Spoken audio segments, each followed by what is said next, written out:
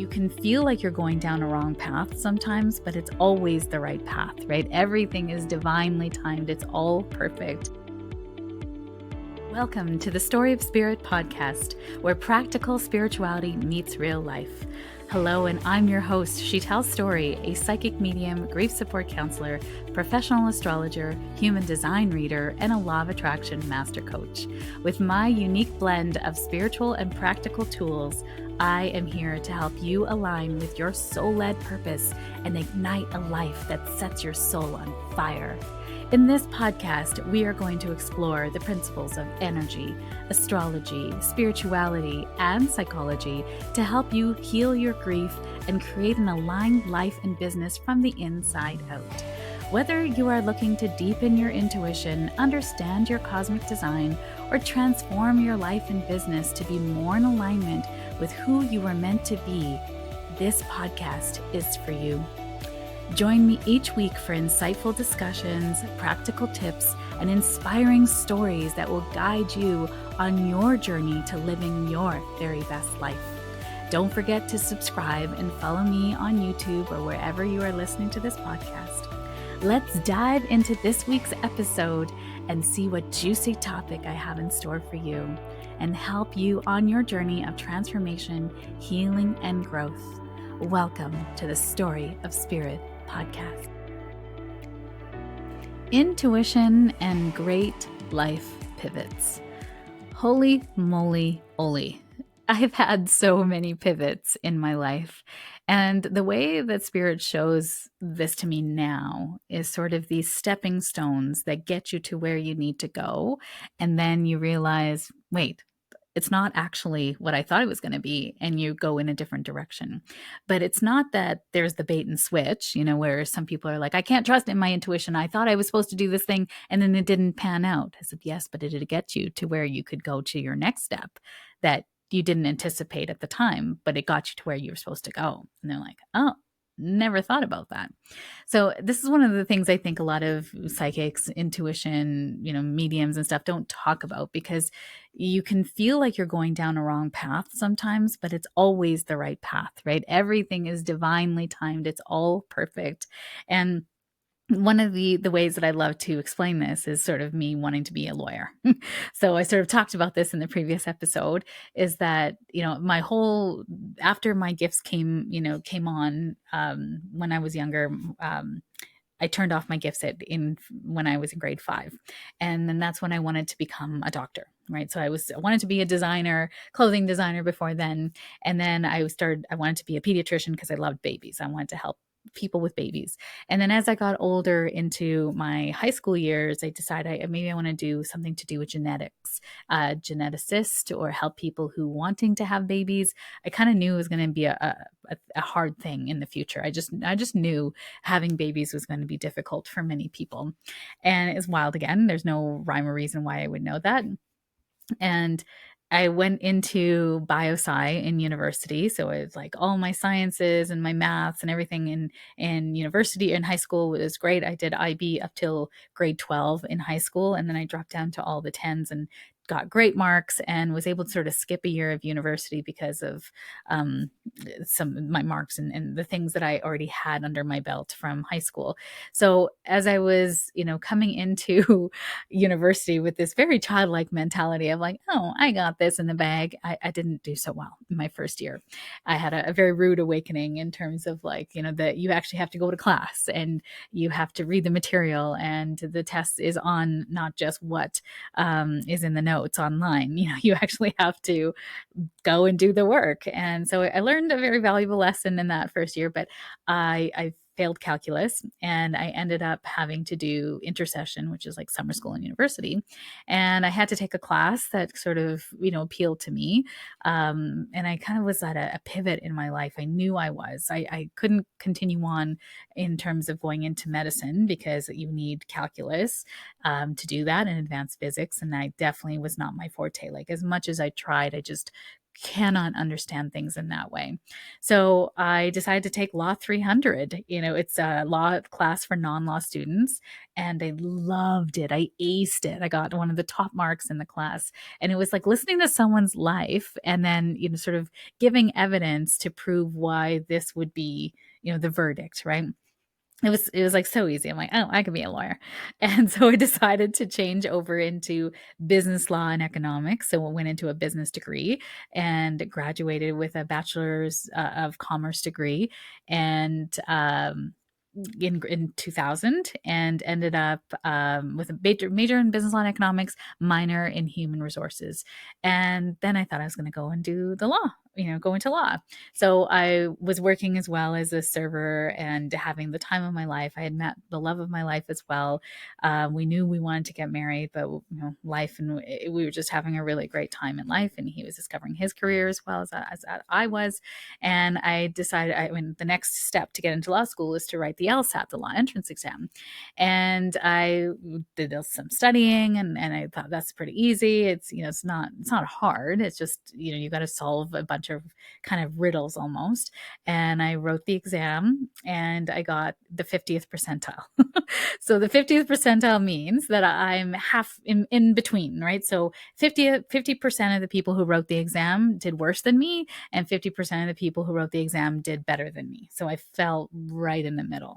And I was like, okay, well, I'm not the worst, So I started to investigate what that looks like.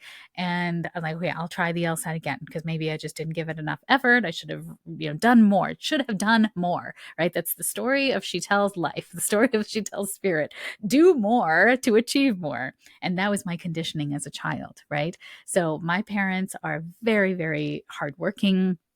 They came here, they're immigrants to Canada, and they're both very, very hardworking. So I was left, and my younger brother, who's 5 years younger than me, we were left pretty much to kind of take care of each other and look after things. And it made me very, very responsible. And I got a lot of praise for being a good girl, right? For doing well in school and getting honors, and just being that responsible girl, which it taught me some great things and gave me some really great principles and work ethics in life. And it also didn't give me some great things, right? Because I just achieved to receive. So I just work harder and harder and harder to try to make it work. So this is the opposite of your intuition, my friends, right? This is not listening to your intuition. So this LSAT mark would not, deter me. I was going to try again. So this time I took a Kepler sort of prep course that was multiple weeks. I sat in the library and did all the practice exams. I watched many videos. Like, I did as much as I could to prepare myself for this. Like, I went as if this was my only thing in life. Like, this was my job. I went and did all the LSAT preps, did the test again, 50th percentile again. And I was like, what is this madness, right? How did everyone up level their game? Like, I certainly did, but I realized I just don't think this way. Like, the law entrance exam is a way of thinking about things.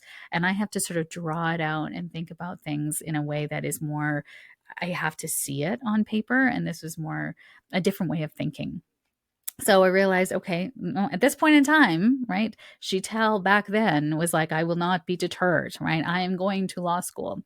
So I decided to go the more, a different route. So I was going to go upgrade my GPA and do a 2-year after degree, and then try again to get in. So as a more mature student, and try the LSAT again at that point. So I got into University of Alberta for an after degree in criminology. I was like, oh, that might be really interesting. And then I got into UBC for an after degree in English literature, which I love English lit. I love plays. I love all like Tennessee Williams and some old, like, I just love all those things. If I could just have an English lit degree, I totally would. And I don't know what I would do with that, but I just thought I'll do that.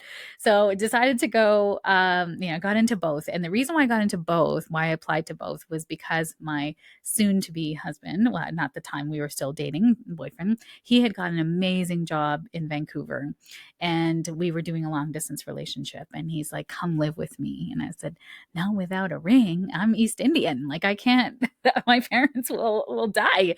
So he's like, well, I'm not going to be cornered, to propose to you. And I said, no, please don't. I know what I want. I know I want to be married to you. If you don't want to be married to me, no problem. No problem at all. Just be super honest with me. But I can tell you what, I'm not going to have a long distance relationship with someone who doesn't want to commit to me long term for much longer. Like I know that I want to be with someone who wants to commit to me. And if that's not you, that's fine. No problem. Right? I'm not trying to push you into something. I just want you to be honest with me. So he's like, yeah, okay. And then he flew back to Edmonton, proposed, and then we moved out. I moved out to Vancouver. So it was all good. He knew we had talked about it early on. He was just like, I think just wanting to do it on his own time, which is so valid. So proposed to me. I moved out to Vancouver. I went to UBC for a week. I got my parking pass and my classes and my textbooks and everything. And I attended the first week of classes and I hated it.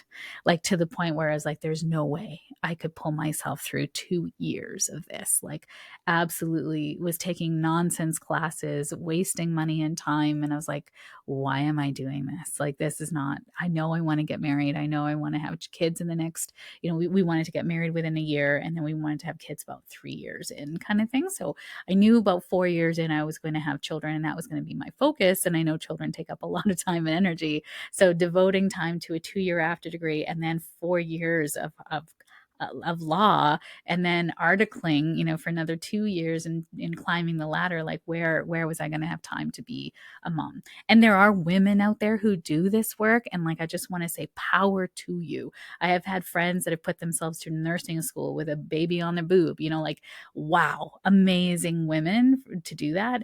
And I don't know how you do it, but that was not something I could see myself doing.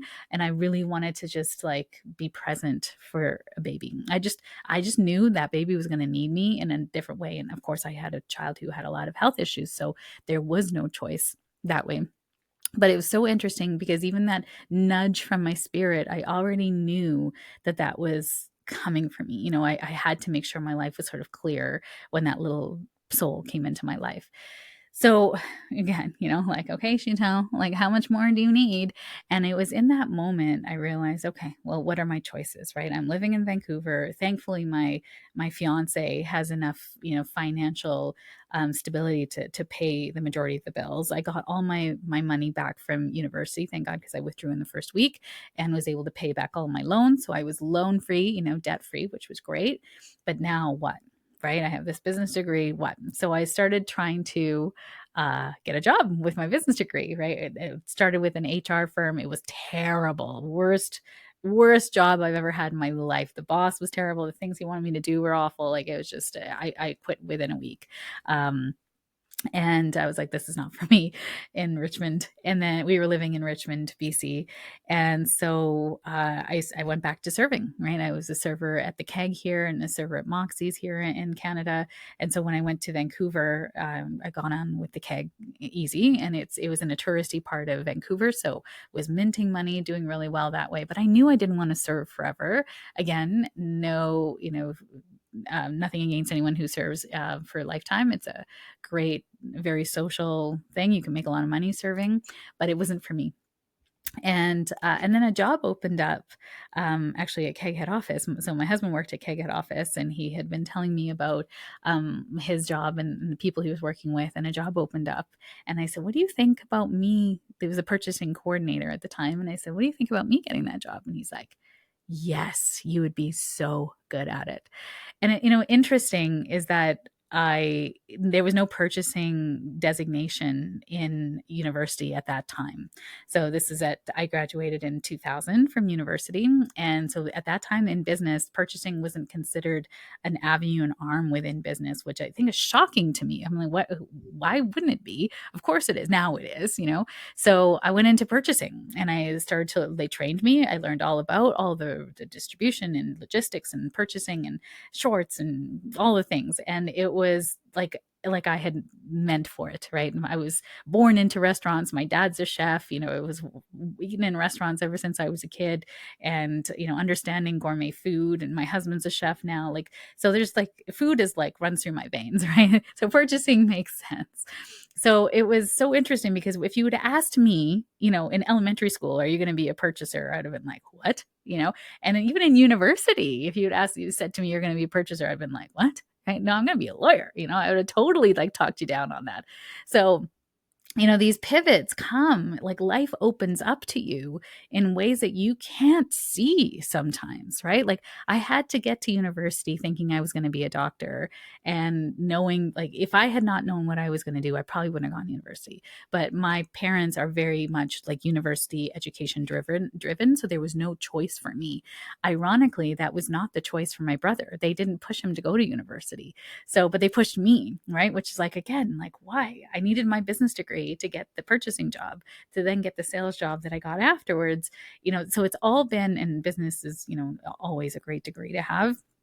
Not to say that it was hands on in any way. I've learned way more in business being an entrepreneur through self education than I ever did in university with regards to being an entrepreneur. But that degree was required for my next steps along the path. So even getting to university, and the degree I started with, which was business and bioscience, science and bioscience, my beginning, to then ending in business, like, what? Right? So, like, I really want you to think about in your life, what didn't pan out the way you thought it would, right? Where did life take you that you then would be like, what? Like, this is not where I thought it was going to go. But you had to get to that stepping stone to get to the next stepping stone, even though it wasn't the one you thought you were going to step on. If that makes sense. Like, almost see like a garden, like a labyrinth, right? And there are certain points that you have three directions you could go, or even infinite directions you could go. But you thought that you were meant to go in this direction, and the door closes in your face, and the door closes in your face. And you're like, where am I supposed to go? And all of a sudden, everything is lining up over here. Right. And you're like, go over here instead. And you're like, oh, I don't know. And you have to really transcend your ego to kind of go, okay, fine. I'm not going to be a lawyer. I'll go into purchasing instead. I really had to let go of that whole thing of, what does law mean to me? What does being a lawyer mean to me? Why do I want that? I wanted it because I really wanted to fight for gay rights back then. I was a huge advocate for gay rights. So even like that, writing it into the Constitution and having equal rights for everyone. AIDS was coming up and there was so much discrimination. And I was like, no, not on my watch. And so it's like, while I've always been like a crusader for the underdog and justice, and being, quality for everybody. So that has been something that is so important to me. And it's interesting because that through line and that thread is through everything that I do. So as I then went into purchasing, then we had our son, we moved back to Edmonton because we needed that support with family. And then the corporate job that I had in purchasing was just so overwhelming. I had a boss who was not very understanding of being flexible and working from home. That was not the corporate culture at the time. It is now, many years later, not back then. And then I had an old colleague come calling from Vancouver and said, hey, you want a sales job? And I was like, sales? That's a step backwards in my life, right? And it was interesting. Again, there's the ego going, oh, who are you to do that? You're a purchaser. But sales is as good. I mean, there's nothing wrong with it at all. It's actually a very great job. It's very social. There's a lot of ways you help people. Like, it's a wonderful profession. And it wasn't until things got so bad at the corporate job that I finally called my friend and said, is that job still available? And she was, ironically enough, I'm going to be in Edmonton tomorrow. Are you available for an interview? I was like, yes, I am. So it was very interesting, how that, again, that all turns out. And I said yes to it. And it was the best thing I ever did, because I was able to work from home. I had a very flexible schedule and I'm an overachiever, if you remember, right? I'm an overachiever and I work a lot. I can be a workaholic because I really want to prove myself. I really want to get the bonus. I really want to show what I got and how I can do it and help everyone involved as well. So I, easily did well at that job. It was a great family for a time. And then towards the end, I started to have things changing, right? All of my account people that were my contacts all left. So I had to create new contacts with people. And I was like, they wouldn't let me in. They didn't want to see me. And it was like hard. And then I got a new boss that was like the worst boss I've ever had in my life. And we had such conflicts within each other in terms of even character conflicts and the way he wanted to do things and the way that I had systems set up for 13 years. Like it was just, we were just not a fit to work together. And I just didn't, we just didn't vibe at all. And so there was just a number of red flags, that kind of came up at that time. And I was like, okay, it's time to leave this job. And I realized at that time, that was my intuition showing me it's time to go, right? This was, and the universe too, showing me like all these red flags, it's time to leave. So I was open to it. And then this other job came about, which was like so perfect, and the salary was great, and there was all that flexibility still in there. And in January 2020, I took that job. And so, as we know, 2020 was the great change. We call it the great conjunction, the great mutation in astrology. It was when Corona hit, and it was in seniors healthcare. It was one of the parts of the economy that were decimated because COVID ravaged so many seniors' homes. And so it was an awful time for seniors and healthcare and all the things. And so in that time, then I was let go from that job. Things just didn't work out. People wouldn't see me because they were on outbreak status. And they're like, Sheetal, you're not doing your job. And I'm like, I'm not. And they were so kind and lovely in the way that they released me from that job too, in ways that they didn't have to. And it set me up to then go full time in my business. But at that time, when I was leaving my previous job of 13 years, I thought maybe I was supposed to go back into purchasing. And I was applying for purchasing jobs, but by then now I didn't have proper designations. The industry had moved forward in terms of proper designations for things, and I had applied to get my designation. They lost my transcript. Their phone systems were down. I went to the university to get my transcripts. Their computer systems were down at that time. As like flag after flag after flag of like, this is not where you're supposed to go. And I remember I had applied for a number of purchasing jobs where I got to like the fifth interview. Is wild. Got to the fifth interview. I interviewed with the owner of the company. They loved me. And then I got a call the next day saying they went with another candidate. And I was like, why? I was so frustrated. It was like the third time that happened. And I asked the director of HR, I remember at this company, I said, can you tell me why I didn't get this job? Like, I don't understand. I thought I was like the shoe-in. She goes, honestly, I thought you were too. You were all of our picks. Everyone who interviewed you put you as the first pick. And he had this other connection.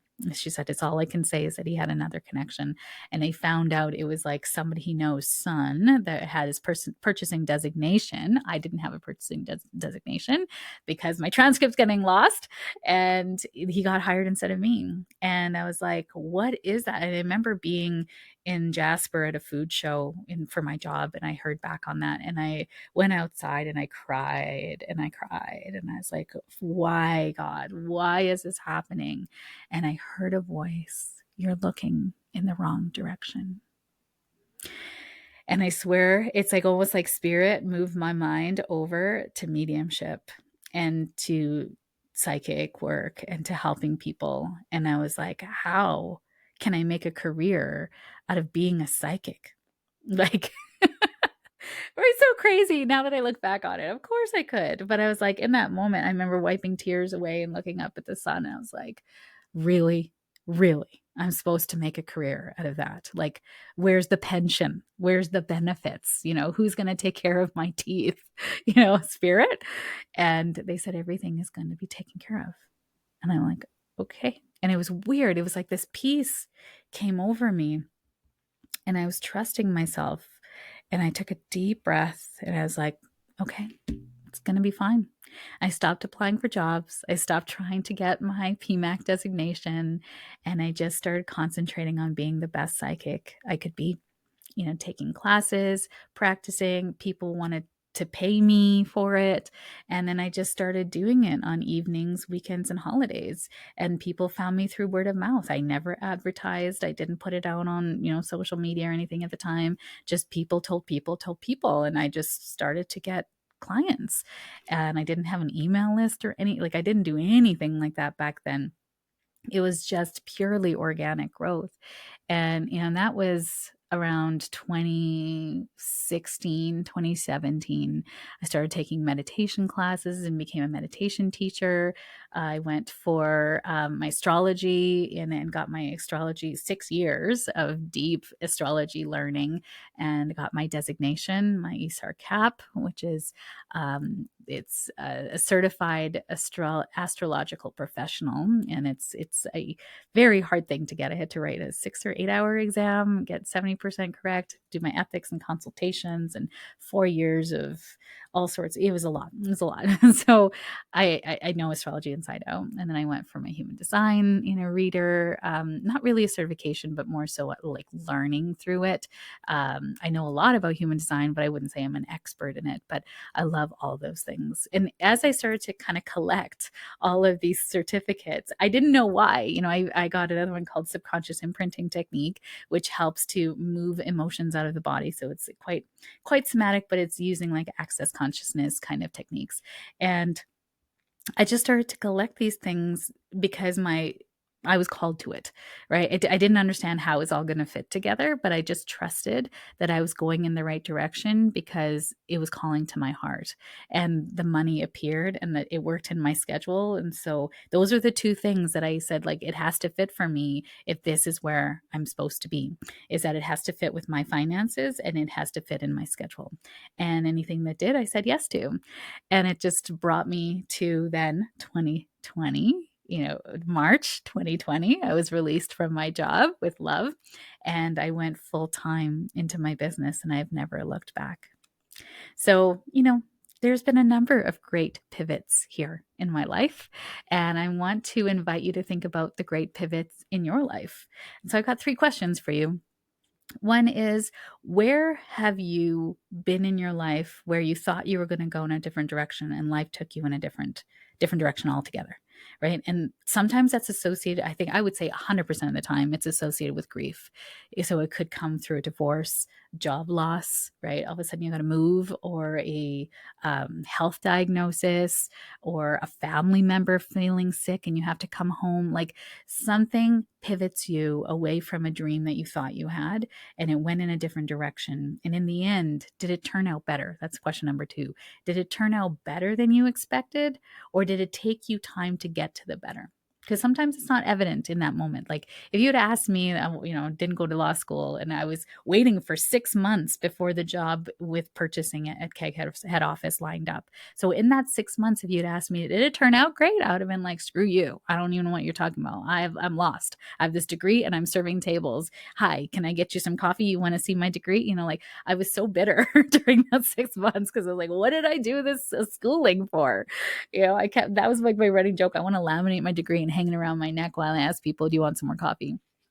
And it did lead somewhere. If you're in that transition phase, what I want to say to you is there's something better coming. Just hang on, keep your mind focused on what you want, how you want to feel, what you want life to look like for you. Because I knew I was here to do something more. I knew I was here I have such great skills. It was like, where do I put those skills, right? So was there ever a pivot in your life? Did it turn out better than you thought? And if it didn't turn out better than you thought, then you're still not through the pivot. Something else is coming. And then the third piece is, how do you want life to be? How do you want life to look? Because there could be another pivot just around the corner, right? Like, hello, podcast. I didn't think I was going to be starting this podcast. And another pivot, it worked out. Everything aligned me up for this, right? So where is life lining you up for something better to come into your life? Right? Everything is happening for you, not to you. And where can you see the opportunity that's coming in? Good luck. Wishing you love in the pivot, knowing that better things are ahead. Thank you so much for joining me on this episode of the Story of Spirit podcast. I hope you found inspiration and practical insights to help you align with your soul-led purpose and live a life that sets your soul on fire. If you enjoyed today's podcast, please subscribe to the podcast, leave a review, and please share it with an aligned friend that you know can really get the most out of this podcast. Your support helps us reach more listeners and continues to provide valuable content. I sincerely appreciate every share, and it is how most people find me. It is because caring people like you share me with them at the right and perfect time. For more resources, insights, and to connect with our community, please visit www.sheetalstory.com or follow us on Instagram at Sheetal Story. Remember, your journey to more alignment and vibrant life is just the beginning, and I am here to support you every step of the way. Until next time, stay aligned, stay inspired, and keep shining your light. This is Sheetal Story signing off from the Story of Spirit podcast. Here's the legalese that's required by our lawyers. This podcast and the YouTube channel represents the opinions of Sheetal Story and her guests to the show. The content should not be taken as medical, psychological, or financial advice. This series is informational and entertainment purposes only. Because each person is so unique, please consult your healthcare professional, your mental health dream team, your financial advisor, or anyone else that's an expert in the field in where you are thinking of making big choices in your life.